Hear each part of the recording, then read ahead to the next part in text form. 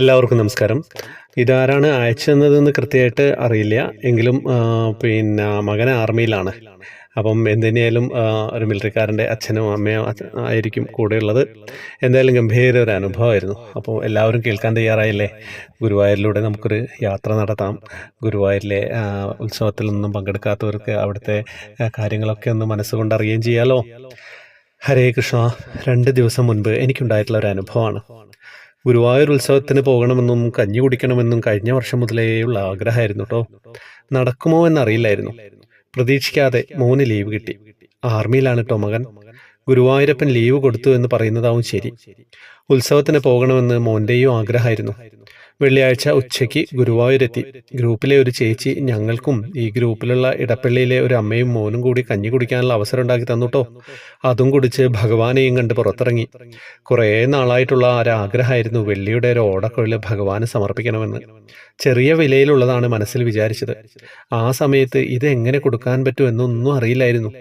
എന്തെങ്കിലും വഴി ഭഗവാൻ കാണിച്ചു തരും എന്നോർത്തു.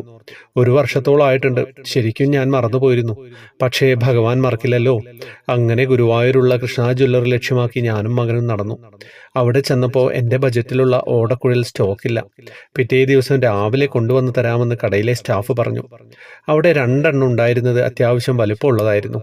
അതിന് റേറ്റും കൂടുതലാണ്. എന്നാൽ നാളെ വരാമെന്ന് പറഞ്ഞ് കടയുടെ ഡോറിൻ്റെ അടുത്ത് വരെ എത്തിയിട്ടോ. അപ്പം ഞാനും മകനും ഒരുപോലെ പറയുക, അത് നമുക്ക് വാങ്ങിച്ചുകൂടെയെന്ന്. അപ്പോൾ തന്നെ തിരിച്ചു നടന്നു. കടയിലെ സ്റ്റാഫ് അത് എടുത്തു വെച്ചിട്ടില്ല കേട്ടോ, കയ്യിൽ പിടിച്ചു നിൽക്കുകയാണ്. ഭഗവാനല്ലേ കൊടുക്കുന്നത്, ഇത് തന്നെ എടുക്കാൻ പറഞ്ഞു. അങ്ങനെ അതും വാങ്ങി മാനേജറെ കണ്ട് ടോക്കൺ എടുത്ത് അകത്ത് കയറാൻ ക്യൂവിൽ നിന്നു കേട്ടോ. 6 മണിക്ക് ക്യൂ നിന്നിട്ട് 8 മണിക്കുള്ള അത്താഴ പൂജ കഴിഞ്ഞതിന് ശേഷമാണ് അകത്ത് കയറിയത്. കീശാന്തി പറഞ്ഞു, അത്താഴ പൂജ കഴിഞ്ഞു, നാളെ രാവിലെ 4 മണിക്ക് ശേഷം ചാർത്താമെന്ന്, അല്ലെങ്കിൽ ഭണ്ഡാരത്തിലിടാൻ പറഞ്ഞു. ചാർത്തി കാണണമെന്നല്ലേ ആഗ്രഹം. അതുകൊണ്ട് റൂമിലേക്ക് തിരിച്ചു വന്നുട്ടോ. പിറ്റേ ദിവസം നിർമാല്യം തൊഴാനാണ് വന്നത്. പേര് വിളിച്ച് അകത്ത് കയറില്ലേ. അവിടെ വെളുപ്പിന് 1:30 ആയപ്പോഴേക്ക് എത്തി. അപ്പോൾ അകത്ത് പഴുക്കാമണ്ഡപത്തിലെ ഗുരുവായൂരപ്പനെ സ്വർണ്ണക്കോലത്തിൽ ആനപ്പുറത്ത് എഴുന്നള്ളിക്കുന്നു. കൽവിളക്കിന്റെ അടുത്ത് നിന്നും അത് കണ്ടു. പിന്നെ ശാന്തി ഭഗവാനെയും കോലം അകത്തേക്ക് കൊണ്ടുപോയി. നാലമ്പലത്തിന്റെ വാതിൽ ഒരു പാളി തുറന്നാണ് അകത്തേക്ക് കയറ്റുന്നത്. അത് കാണാൻ ഒത്തിരി ആളുകൾ കൽവിളക്കിന്റെ അടുത്തുണ്ട് കേട്ടോ. മോന്റെ കയ്യിലൊരു കദളിക്കുലയും എൻ്റെ കയ്യിലൊരു താമരയുണ്ട്. മോൻ കൽവിളക്കിന്റെ അടുത്തും, ഞാൻ ഇതിന്റെ ലെഫ്റ്റ് സൈഡിൽ കോർണർ കഴിഞ്ഞാണ് നിൽക്കുന്നത്. വാദ്യമേളക്കാർ എല്ലാവരും പുറത്തേക്ക് ഇറങ്ങി വരുന്നു. അത് നോക്കിക്കൊണ്ടാണ് ഞാൻ നിൽക്കുന്നതെങ്കിലും എൻ്റെ മനസ്സിൽ എനിക്ക് നിർമാല്യം തൊഴാൻ സാധിക്കുകയോ, എൻ്റെ പേര് എഴുതിയിട്ടിട്ടുണ്ടോ ഭഗവാനെ എന്നാണ് ഞാൻ ചിന്തിക്കുന്നത് കേട്ടോ. എൻ്റെ അടുത്ത് വേറെ ആരുമില്ല. എന്നാൽ കൽവിളക്കിന്റെ അടുത്ത് 50 പേരോളം ഉണ്ട്. പെട്ടെന്ന് 25 വയസ്സോളം പ്രായം തോന്നിപ്പിക്കുന്ന ഒരു ചെറുപ്പക്കാരൻ എൻ്റെ ചെവിയുടെ അടുത്ത് സ്വകാര്യം പറയില്ലേ, അതുപോലെ ഭഗവാൻ ഇപ്പോൾ ഉറങ്ങുകയല്ലേ, ഭഗവാൻ കുറച്ചു നേരം ഉറങ്ങട്ടെ. ഇന്നും നാളെയും കൊടിമരച്ചൂട്ടിലാണ് ഭഗവാൻ ഇരിക്കുന്നത്. കൊടിമരത്തിൽ നോക്കി നന്നായി പ്രാർത്ഥിച്ചോ, ഭഗവാൻ കേൾക്കും. ഞാൻ ഞെട്ടിത്തിരിഞ്ഞു നോക്കിട്ടോ. ചിരിച്ചുകൊണ്ട് തിരിഞ്ഞു നോക്കി ആ പയ്യൻ പോകുന്നു. എനിക്ക് പുതിയ അറിവായിരുന്നു ഉത്സവത്തിന്റെ അവസാന ദിവസങ്ങളിൽ ഭഗവാൻ കൊടിമരച്ചൂട്ടിലാണെന്ന്. ആ ഞെട്ടൽ വിട്ടുമാറാൻ കുറച്ച് നിമിഷങ്ങൾ വേണ്ടി വന്നു. അപ്പോഴാണ് ആളെ ശ്രദ്ധിച്ചത്. സുന്ദരനായ ഒരു പയ്യൻ, വാദ്യമേളക്കാരനാണെന്നാണ് ഞാൻ വിചാരിച്ചത്. പക്ഷെ അല്ലായിരുന്നു. 2 കൈയിലൊന്നുമില്ലായിരുന്നു. കൈവീശിയാണ് പോയത്. ആ ചിരിക്ക് ഒരു പ്രത്യേകത ഉണ്ടായിരുന്നു. ഞാൻ ആള് എങ്ങോട്ടാണ് പോയതെന്ന് നോക്കി, പക്ഷേ കണ്ടില്ല.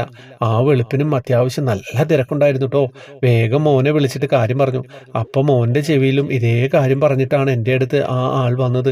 ഞങ്ങൾ അമ്മയും മകനും ആണെന്ന് അവിടെ നിൽക്കുന്ന ആർക്കും അറിയില്ല. എന്നാൽ ഒരാൾക്കതറിയാം. എല്ലാം അറിയുന്ന സാക്ഷാൽ ഗുരുവായൂരപ്പന് മാത്രം. ഹരേ കൃഷ്ണ. അതിനുശേഷം നിർമാല്യം ഭംഗിയായി തൊഴുതു. 4 മണിക്ക് വീണ്ടും മാനേജറെ കണ്ടു. ടോക്കൺ എടുത്തു. അകത്ത് കയറി. 4:25 4:30 മലർ നിവേദ്യം. വേഗം മേൽശാന്തിയെ കണ്ടു. തിരുമേനി ഓടക്കുഴല് ഭഗവാന്റെ കയ്യിൽ കൊടുത്തു. സോപാനത്തിന്റെ അടുത്ത് നിന്നും മനസ്സും കണ്ണും നിറഞ്ഞ് കണ്ടു തൊഴുതു കേട്ടോ.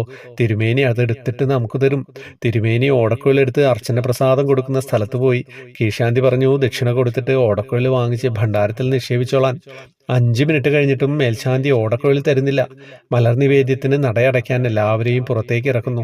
ഞങ്ങൾ ഓടക്കുഴൽ നോക്കി നിൽക്കുന്നു. രസകരമായ ഒരു കാഴ്ച. മേൽശാന്തി ഓടക്കുഴൽ കൈവിരലുകൾക്കിടയിലൂടെ മാറ്റി മാറ്റി കളിക്കുന്നു കേട്ടോ. അപ്പോഴാണ് കീശാന്തി ഞങ്ങളെ കണ്ടത്. വേഗം തിരുമേനിയോട് ഓടക്കുഴൽ തിരിച്ചു കൊടുത്തില്ലേ എന്ന് പറഞ്ഞു. മേൽശാന്തി ഞങ്ങളെ ഒരു നോട്ടം നോക്കിട്ടോ. യശോദാമ്മയുടെ നോട്ടം. ഭണ്ഡാരത്തിൽ നിക്ഷേപിച്ചോ എന്നും പറഞ്ഞു തന്നു. ഈ സംഭവം ത്രിമധുരത്തിൽ പറയാൻ കാരണം, അന്നത്തെ ഉച്ചപൂജാലങ്കാരം അലങ്കാരം വൈകിയാണ് വന്നത്. 2 കൈയും കൊണ്ട് വെണ്ണ തിന്നുന്ന കണ്ണനായിട്ടായിരുന്നു. അപ്പോൾ എനിക്ക് വിഷമമായി. എൻ്റെ ഓടക്കുഴലും താമരയും കദളിക്കുലയും ഒന്നും കണ്ണൻ സ്വീകരിച്ചില്ലല്ലോ. ഇതിലെങ്കിലും ഒരു അലങ്കാരം വന്നാൽ ത്രിമധുരത്തിലെ എൻ്റെ കുടുംബാംഗങ്ങളോട് ഞാൻ പറയാമെന്ന് പറഞ്ഞിരുന്നു. ഇന്നലെ കണ്ണൻ താമരയിൽ നിന്ന് ഓടക്കുഴൽ ഊതുന്നതായിരുന്നു കേട്ടോ. ഭഗവാൻ അത് സ്വീകരിച്ചു എന്നായിരുന്നു എന്നെ കാണിച്ചു തന്നത്. പക്ഷേ ഞാനത് ത്രിമധുരത്തിൽ പറഞ്ഞില്ല. ഇന്നും ഭഗവാൻ താമരയും ഓടക്കുഴലും പിടിച്ചു വന്നു. ഭഗവാനെ, ഇത് എഴുതാൻ വൈകിയതിൽ ക്ഷമിക്കണേ. ഹരേ കൃഷ്ണ ഹരേ കൃഷ്ണ. ഞാൻ ആദ്യം പറഞ്ഞിരുന്നു അച്ഛനാണോ അമ്മയാണോ എന്ന് അറിയില്ല അല്ലേ. അമ്മയാണ് മിലിറ്ററിക്കാരനായ മകൻ്റെ കൂടെ ഉള്ളത്. അപ്പോൾ ഉത്സവത്തിൽ പങ്കെടുക്കാൻ പറ്റിയില്ലെങ്കിലും ചില കാര്യങ്ങളൊക്കെ നമുക്ക് മനസ്സിലാക്കാനും പറ്റിയില്ലേ. അറിയാത്ത ഒരുപാട് ആളുകളുണ്ടാവും. ഭഗവാൻ കൊടിമരച്ച വീട്ടിലേക്ക് വരുന്നത് അമ്മയുടെ ചെവിട്ടിൽ ആരാ വന്ന് പറഞ്ഞത്? ആരായിരിക്കും ഗുരുവായൂരിലേക്ക് ഇങ്ങനെയൊക്കെ എല്ലാവരോടും സ്വകാര്യം പറഞ്ഞ് നടക്കുന്ന ആ ഉണ്ണി ആരായിരിക്കും? ആരാ നിങ്ങൾ പറയാട്ടോ. വേറെ ഒന്നും പറയാനില്ല. എന്താ കഥ? എത്ര വലിയ അനുഭവമായിരുന്നു. ഉത്സവത്തിന് പങ്കെടുക്കാൻ പറ്റാത്തവരൊക്കെ ഇതൊക്കെ കേട്ട് സന്തോഷിക്കുക. പോകാൻ പറ്റാത്ത ഒരുപാട് ആളുകളുണ്ടാവും. ആരോഗ്യ പ്രശ്നങ്ങളും പ്രായത്തിൻ്റെ ആധിക്യവും അങ്ങനെ കുറേ കാര്യങ്ങളുണ്ടാവും. അപ്പോൾ അവർക്കൊക്കെ കേൾക്കാനായിട്ടാണ് നമ്മളിതൊക്കെ പറയുന്നത്. പോയി വന്നവർ അനുഭവങ്ങൾ അങ്ങനെ പറഞ്ഞുകൊണ്ടിരിക്കുകയാണ്. ഹരേ കൃഷ്ണ. വാട്സപ്പ് ഗ്രൂപ്പിൽ വരുന്നവർക്ക് വരാട്ടോ. ജോയിൻ ബട്ടണിലൂടെയാണ് വരേണ്ടത്. ഫേസ്ബുക്കിൻ്റെ കമൻറ്റ് ബോക്സിൽ ഡീറ്റെയിൽസ് ഉണ്ടാവും. ഹരേ കൃഷ്ണ.